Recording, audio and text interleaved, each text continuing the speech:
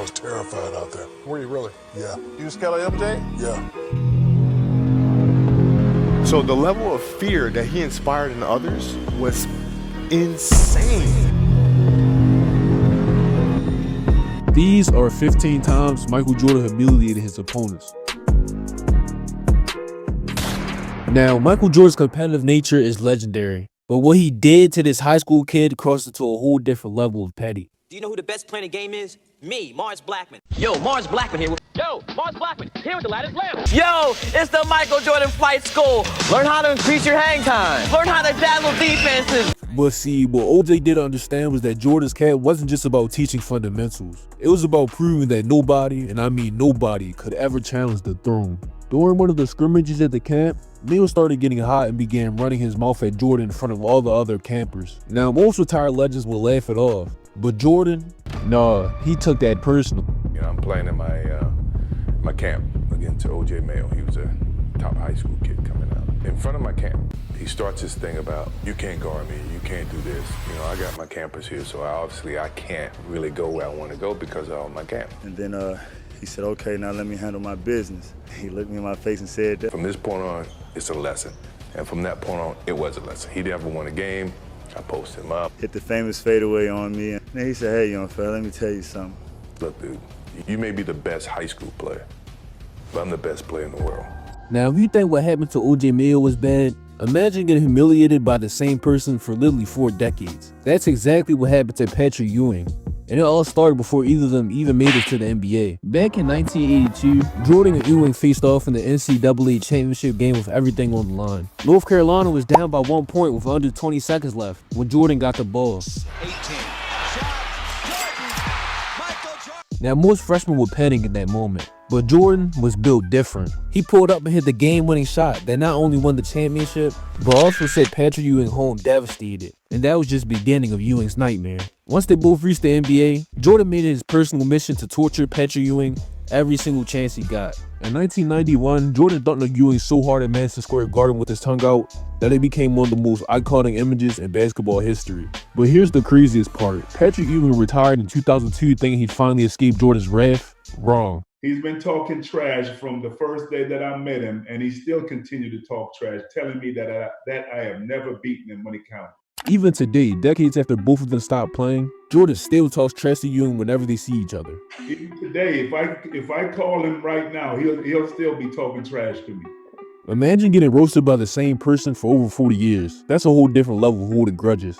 Now, most NBA players celebrate when legends retire, but Corey Benjamin, this dude had a death wish. Back in 1999, Jordan was living his best life in retirement, playing golf and running his business empire. Meanwhile, Corey Benjamin was a backup guard for the Bulls, talking reckless to anyone who listened. First, he told reporters he was disappointed Jordan retired because he wanted to prove he could lock him up defensively. Bold statement for a guy averaging 6 points per game. But Corey didn't stop there. He kept running his mouth around the locker room, telling his teammates that Jordan's legacy was overblown and that he could take him in a 1v1 matchup. Now here's where Corey's stupidity reached legendary levels. He grabbed the teammate's phone during practice and actually dialed up Michael Jordan to challenge him directly. On that call, Corey said something along the lines of, I know I've been talking, but I really believe I can beat you.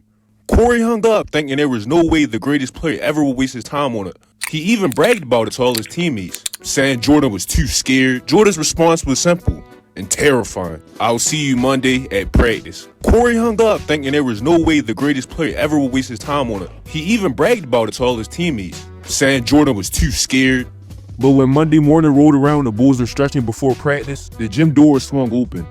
Michael Jeffrey Jordan walked in wearing practice gear with that signature look on his face. What happened next was basically public execution. Jordan went at Corey from every possible angle. Baseline fadeaways, drives to the rim, defensive stops.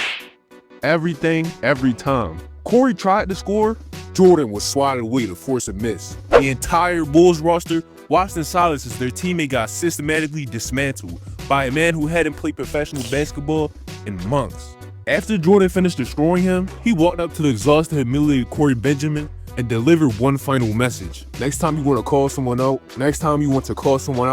make sure you can back it up. Then Jordan walked out the gym and went back to retirement, leaving court to deal with the embarrassment of getting cooked by a 36-year-old retiree in front of his entire team. Now, this next story shows just how calculated and ruthless Jordan could be, because he betrayed his own best friend just to secure a championship. Back in the early 90s, Michael Jordan and Charles Barkley were inseparable. They played golf together constantly, went out to dinner, and generally seemed like brothers. But when they met in the 1993 NBA Finals, Jordan showed that friendship meant absolutely nothing when the championship was on the line. Right before Game 4 of that series, Jordan invited Barkley to play a round of golf. During that golf outing, Jordan gifted Charles a pair of $20,000 diamond earrings as a supposed gesture of their friendship. Barkley was touched by the gift and thought it showed how much their bond meant to Jordan. But according to Jordan's assistant coach, that gift was all a part of his master plan.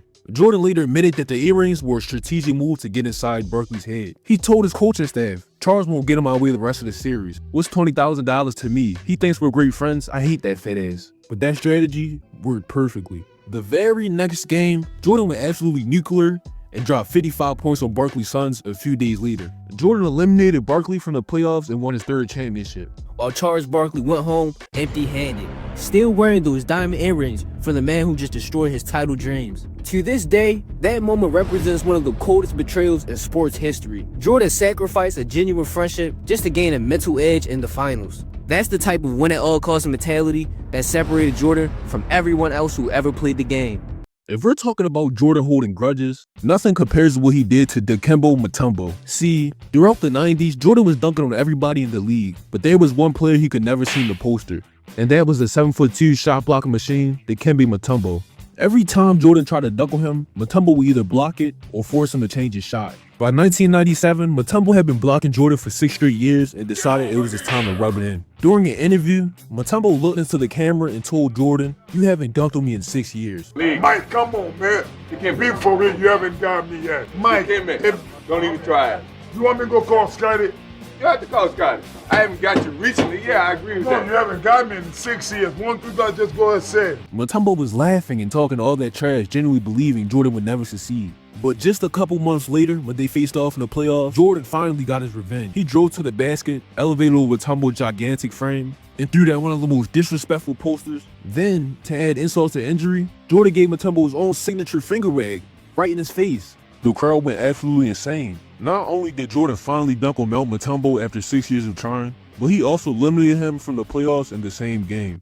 Mutombo talked trash for years, thinking he was untouchable, and Jordan waited patiently for the perfect moment to humiliate him on the biggest stage possible. That's the definition of the long game. Before the 1992 finals, there was a genuine debate among analysts about who was better, Michael Jordan or Clyde Drexler. Some people actually thought Drexler was more well-rounded. Well, Jordan heard those comparisons and decided to end that conversation forever. Game 1 of the finals, Jordan came out possessed. He hit 6 3-pointers in the first half, which was absurd for that era. After each three, Jordan was shrugged at the broadcast table. Like, this is too easy. Stop comparing me to anyone. That game became the shrug game, and it wasn't just about Jordan's stats. Jordan finished the first half with 35 points and completely destroyed Drexler on the biggest stage. By series end, the Bulls had won the championship, and nobody compared Drexler to Jordan anymore. Jordan didn't just win the debate, he obliterated it so thoroughly people felt embarrassed for even suggesting it. Clyde Drexler had a Hall of Fame career, but he'll forever be remembered as the guy who got compared to Jordan right before Jordan made him look foolish in the finals. That's legacy-defining dominance. Jordan didn't limit his humiliation to opponents. He went after his own teammates too. Just ask Steve Kerr. In 1995, during the Bulls practice, Jordan and Kerr got into a heated argument over some trash talk. Things escalated fast, and before anyone could intervene, Jordan punched Steve Kerr square in the face. Yeah, Michael Jordan really punched his own teammate at practice just because Kerr talked back. Most would expect permanent attention after that. But here's the twist. Steve Kerr actually earned Jordan's respect by not backing down after getting hit. Jordan realized Kerr had the mental toughness to handle high-pressure situations. 2 years later, in the 1997 finals with the championship on the line, Jordan trusted Kerr with one of the biggest shots in NBA history. Kerr drained the game winner, and they secured their 5th ring. So weirdly enough, getting punched by Jordan actually helped Kerr's career. But still, imagine showing up to practice and getting knocked out by one of your teammates because he didn't like your attitude. That's the intimidation Jordan brought even to his own squad. If you were on his team, you better be ready to match his intensity or face the consequences. One of Jordan's most legendary petty moments came in 1993 against a player named LeBradford Smith. In their first game, Smith had a career night and dropped 37 on the Bulls. Green Giant,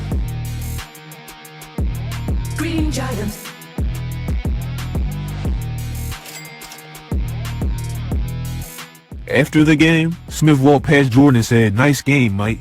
Probably just being respectful, but Jordan took it as disrespect. He felt like Smith was being condescending, acting like they were equals. So Jordan filed that away and waited.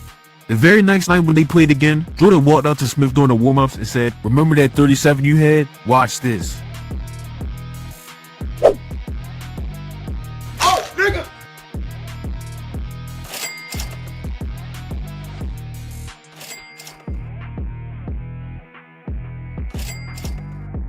Then Jordan went out there and scored 36 points in the first half alone. Not the whole game, just the first half. He kept attacking Smith, possession after possession, making sure the entire arena knew this was personal. By game's end, Jordan had over 40 and completely dominated Smith on both ends. Ho ho ho. After the game, Jordan walked past Smith and said, "Nice game, Bradford." The dude had the nerve to drop 37 on Michael Jordan and thought that was it. Instead, Jordan made it his mission to embarrass him and show the league what happens when you step out of line. That's peak pettiness. This next moment is psychologically brutal, as some believe it actually destroyed a player's entire career. In the 90s, Muggsy Bogues was one of the league's best point guards despite standing 5'3". During a crucial playoff game against the Georgia Bulls, the Hornets trailed by 1 with seconds remaining. Muggsy caught the ball with a chance to be the hero. This was his moment to prove size doesn't define greatness. But as he prepared for the game winner, Jordan backed off and said something that will haunt Muggsy forever. According to teammates on the court, Jordan looked at him and said, "Shoot it, you fucking midget." Muggsy hesitated for a split second, took the shot, and bricked it. The Hornets lost, but the damage went way beyond that game. According to his former teammates, Muggsy was never the same player. The mental warfare Jordan inflicted with one sentence reportedly killed Muggsy's confidence for years. His numbers dropped, and he never reached the same heights again. Jordan didn't need to block that shot or even contest it. He just got at Muggsy's head so deep with one comment that it allegedly destroyed his whole career. That's psychological destruction at its finest. Jordan didn't just beat you, he broke you mentally and made sure you never recover. Let's talk about Jordan versus Kobe Bryant, because their dynamic perfectly showed Jordan's mentality towards the next generation. Kobe worshipped Jordan growing up, studied every move, modeled his whole game after MJ, but when they finally faced off, Jordan made it clear respect had to be earned, not given. During Jordan's final season with the Wizards in 2003, he led his team to a narrow win over Kobe's Lakers. Most legends will congratulate the young star, but Jordan had other ideas. After the game, Jordan walked up to Kobe, looked him dead in the eyes, and said, "You can wear my shoes all you want, but you'll never feel them." Kobe was crushed. Getting disrespected by his idol in front of everyone hurt worse than any trash talk from a rival. But instead of sulking, Kobe used that pain as motivation. He locked himself in the gym, stopped hanging with his teammates, and did nothing but train for the rematch. When they played weeks later, he dropped 42 points in the first half and finished with 55 total on Jordan's head. That performance wasn't just about winning, it was Kobe proving to his idol he deserved respect. That night represented the torch passing from one era to the next. But even in Kobe's moment of glory, everyone understood Jordan created the blueprint. Kobe spent his entire career chasing Jordan's shadow, trying to prove he could reach that level. The mental warfare Jordan put Kobe through pushed him to become the legend he became. Jordan refused to make it easy for anyone, even his biggest fans. One of the most replayed moments in sports history is Jordan's championship clinching shot in the 1998 finals. But what people really remember is Byron Russell's humiliation. Throughout that series, Russell had been talking trash, claiming he was a defender who could actually slow Jordan down. So when the Bulls needed a bucket to win it all, Jordan decided to make Russell a permanent fixture to basketball history for all the wrong reasons. With the game on the line and Chicago down 1, Jordan isolated Russell at the top of the key. He gave Russell a little push to create space, rose up, and hit nothing but net while Russell fell to the floor. That image of Jordan holding his follow-through with Byron Russell sprawled behind him became one of the most iconic moments ever. Russell didn't just lose the finals that night. He became a trivia answer. He became the guy who got embarrassed by Jordan in the biggest moment possible. To this day, when people think of Byron Russell, they don't remember his career. They remember him on the ground while Jordan hit the championship winner. Jordan could have celebrated immediately with his teammates, but instead he held that pose and made sure everyone will remember Russell's humiliation forever. That's calculated destruction. During his rookie year with the 76ers, Jerry Stackhouse made a catastrophic mistake. He told reporters, "I think I can beat Michael Jordan one-on-one." Most rookies know better than to publicly challenge the GOAT, but Stackhouse was young and confident. He thought his skills could back up his words. Jordan heard about it and immediately put Stackhouse on his hit list. Next time they played, Jordan matched up with Stackhouse most of the game, and what followed was complete annihilation. Jordan dropped over 40 while roasting Stackhouse constantly, saying things like, "You think you can guard me? You can't even stay in front of me, rookie." By game's end, Stackhouse looked shattered. His confidence was gone, and he learned the hard way why you never challenge Jordan. Jordan didn't just win the scoreboard, he broke it mentally and sent a message to every young player watching. Come at the king, you better not miss. Stackhouse recovered and had a solid career eventually, but he never made that mistake again. That one game taught him more about NBA hierarchy than any coach ever could. What Jordan did to Isaiah Thomas might be the most ruthless move of his career, because it didn't just affect one game, it destroyed Isaiah's entire legacy. In the late 80s and early 90s, Isaiah's Pistons were Jordan's biggest nightmare. They knocked the Bulls out 3 straight years while physically punishing Jordan with their Jordan rules defense. Despite those brutal losses, Jordan always shook hands with the Pistons after each series. That's what competitors do. But in 1991, with the Bulls about to finally eliminate Detroit, Isaiah did something Jordan couldn't forgive. With 8 seconds left and the Bulls winning, Isaiah walked off the court without shaking anyone's hand. The fury in Jordan's eyes was obvious. He felt completely disrespected. And from that moment, Jordan wanted more than just wins. He wanted to erase Isaiah from basketball history. So Jordan has a plan to get Isaiah banned from the 1992 Olympic Dream Team. He wanted to erase Isaiah from basketball history.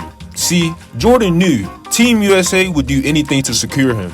During negotiations with the Olympic Committee, Jordan agreed to play with one condition: Isaiah Thomas couldn't be on the roster. It worked. Isaiah was left off the most legendary basketball team ever created, costing him a gold medal and his place in history. All because of 8 seconds? Isaiah later admitted he could have handled it better, but the damage was permanent.